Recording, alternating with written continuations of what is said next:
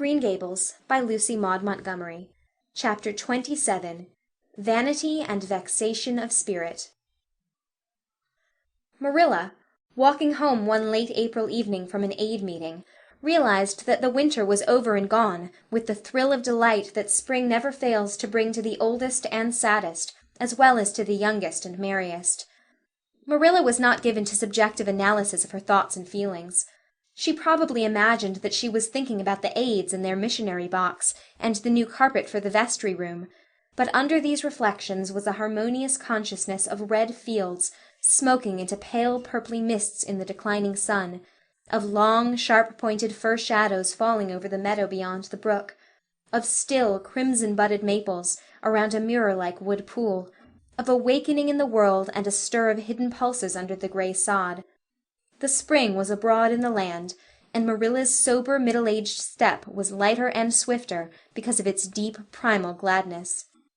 Her eyes dwelt affectionately on Green Gables, peering through its network of trees and reflecting the sunlight back from its windows in several little coruscations of glory. Marilla, as she picked her steps along the damp lane, thought that it was really a satisfaction to know that she was going home to a briskly snapping wood fire and a table nicely spread for tea, instead of to the cold comfort of old aid meeting evenings before Anne had come to Green Gables. Consequently, when Marilla entered her kitchen and found the fire black out, with no sign of Anne anywhere, she felt justly disappointed and irritated.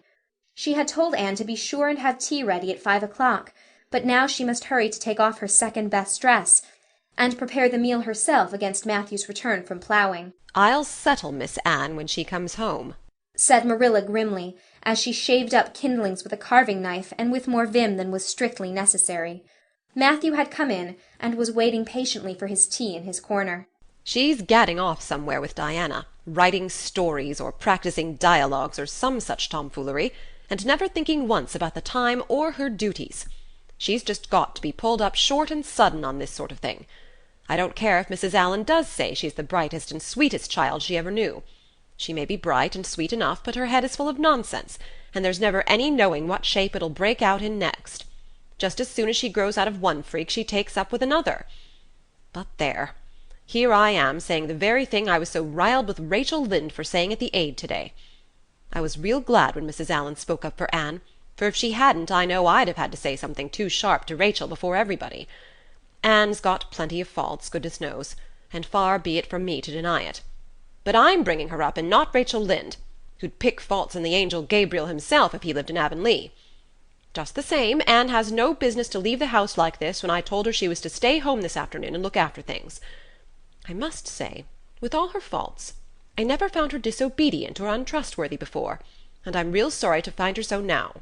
"Well, now, I dunno," said Matthew, who, being patient and wise and, above all, hungry, had deemed it best to let Marilla talk her wrath out unhindered, having learned by experience that she got through with whatever work was on hand much quicker, if not delayed by untimely argument. "Perhaps you're judging her too hasty, Marilla. Don't call her untrustworthy until you're sure she has disobeyed you. Maybe it can all be explained. Anne's a great hand at explaining." "She's not here when I told her to stay," retorted Marilla. "I reckon she'll find it hard to explain that to my satisfaction. Of course I knew you'd take her part, Matthew, but I'm bringing her up, not you." It was dark when supper was ready, and still no sign of Anne, coming hurriedly over the log bridge or up Lover's Lane, breathless and repentant with a sense of neglected duties. Marilla washed and put away the dishes grimly. Then, wanting a candle to light her way down the cellar, she went up to the east gable for the one that generally stood on Anne's table. Lighting it, she turned around to see Anne herself lying on the bed, face downward among the pillows. "Mercy on us," said astonished Marilla. "Have you been asleep, Anne?" "No," was the muffled reply. "Are you sick, then?" demanded Marilla anxiously, going over to the bed. Anne cowered deeper into her pillows as if desirous of hiding herself forever from mortal eyes. "No, but please, Marilla, go away and don't look at me. I'm in the depths of despair, and I don't care who gets head in class or writes the best composition or sings in the Sunday school choir any more. Little things like that are of no importance now, because I don't suppose I'll ever be able to go anywhere again. My career is closed. Please, Marilla, go away and don't look at me." Did anyone ever hear the like? The mystified Marilla wanted to know. Anne Shirley, whatever is the matter with you? What have you done? Get right up this minute and tell me. This minute, I say. There now, what is it? Anne had slid to the floor in despairing obedience. "Look at my hair, Marilla," she whispered. Accordingly, Marilla lifted her candle and looked scrutinizingly at Anne's hair, flowing in heavy masses down her back. It certainly had a very strange appearance. Anne Shirley, what have you done to your hair? Why, it's green. Green it might be called, if it were any earthly color. A queer, dull, bronzy green, with streaks here and there of the original red to heighten the ghastly effect. Never in all her life had Marilla seen anything so grotesque as Anne's hair at that moment. "Yes, it's green," moaned Anne. "I thought nothing could be as bad as red hair, but now I know it's 10 times worse to have green hair. Oh, Marilla, you little know how utterly wretched I am." I little know how you got into this fix, but I mean to find out, said Marilla. Come right down to the kitchen. It's too cold up here. And tell me just what you've done. I've been expecting something queer for some time. You haven't got into any scrape for over 2 months, and I was sure another one was due. Now then, what did you do to your hair? "I dyed it." Dyed it? Dyed your hair? Anne Shirley, didn't you know it was a wicked thing to do? "Yes, I knew it was a little wicked," admitted Anne, "but I thought it was worth while to be a little wicked to get rid of red hair. I counted the cost, Marilla. Besides, I meant to be extra good in other ways to make up for it." Well, said Marilla sarcastically, if I'd decided it was worth while to dye my hair, I'd have dyed it a decent color at least. I wouldn't have dyed it green. "But I didn't mean to dye it green, Marilla," protested Anne dejectedly. "If I was wicked, I meant to be wicked to some purpose. He said it would turn my hair a beautiful raven black. He positively assured me that it would. How could I doubt his word, Marilla? I know what it feels like to have your word doubted. And Mrs. Allan says we should never suspect anyone of not telling us the truth unless we have proof that they're not. I have proof now. Green hair is proof enough for anybody. But I hadn't then, and I believed every word he said implicitly." Who said? Who are you talking about? "The peddler that was here this afternoon. I bought the dye from him." Anne Shirley, how often have I told you never to let one of those Italians in the house? I don't believe in encouraging them to come around at all. "Oh, I didn't let him in the house. I remembered what you told me, and I went out, carefully shut the door, and looked at his things on the step. Besides, he wasn't an Italian. He was a German Jew. He had a big box full of very interesting things, and he told me he was working hard to make enough money to bring his wife and children out from Germany.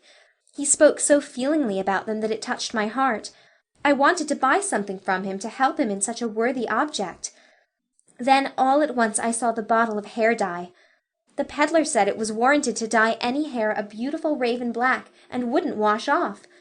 In a trice I saw myself with beautiful raven black hair, and the temptation was irresistible. But the price of the bottle was 75 cents, and I had only 50 cents left out of my chicken money. I think the peddler had a very kind heart, for he said that, seeing it was me, he'd sell it for 50 cents, and that was just giving it away. So I bought it, and as soon as he had gone, I came up here and applied it with an old hairbrush as the directions said. I used up the whole bottle, and oh, Marilla, when I saw the dreadful color it turned my hair, I repented of being wicked, I can tell you, and I've been repenting ever since." Well, I hope you'll repent to good purpose, said Marilla severely. "and that you've got your eyes opened to where your vanity has led you, Anne. Goodness knows what's to be done. I suppose the first thing is to give your hair a good washing and see if that will do any good." Accordingly, Anne washed her hair, scrubbing it vigorously with soap and water, but for all the difference it made she might as well have been scouring its original red.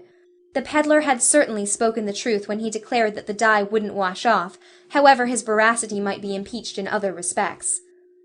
"Oh, Marilla, what shall I do?" questioned Anne in tears. "I can never live this down. People have pretty well forgotten my other mistakes, the liniment cake and setting Diana drunk and flying into a temper with Mrs. Lynde, but they'll never forget this. They will think I am not respectable.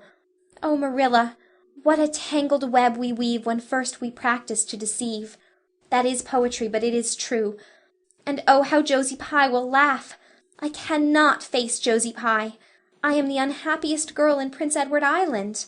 Anne's unhappiness continued for a week. During that time she went nowhere and shampooed her hair every day. Diana alone of outsiders knew the fatal secret, but she promised solemnly never to tell, and it may be stated here and now that she kept her word. At the end of the week Marilla said decidedly, "It's no use, Anne. That is fast dye if ever there was any. Your hair must be cut off. There is no other way.